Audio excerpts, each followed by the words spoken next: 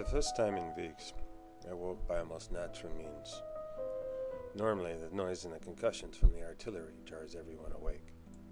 How odd, I thought, that this very morning, one where I had made plans to put my weapons away and go take care of family business, that this day would be so quiet. I rise from my mattress lying on the floor in the corner of a room, littered by debris. I'm disheveled, I'm dirty. There hasn't been running water in weeks, maybe months. I climbed through a hole in the wall to get outside. It was close and much easier than using the door. It had been a long time since I looked west, really looked towards home. I was devastated. Months of fighting had reduced every building to rubble. Every tree had been shorn down.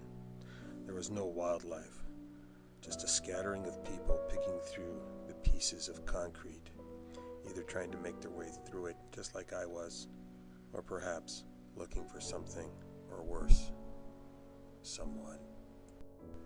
I had but a few miles to walk once I made it to the edge of the city. My home was in a small borough, not a high-class area, just a common neighborhood for those who had worked in the factory. It took less than a couple of hours. The absence of the guns, rockets, bombs was stranger than strange. All that sound had been replaced by a softer, yet almost as constant sound of weeping or moaning. There was also other sounds I couldn't quite place, but hauntingly familiar. So it seemed as if the vacuum left by the explosions was increasingly being filled by other sounds.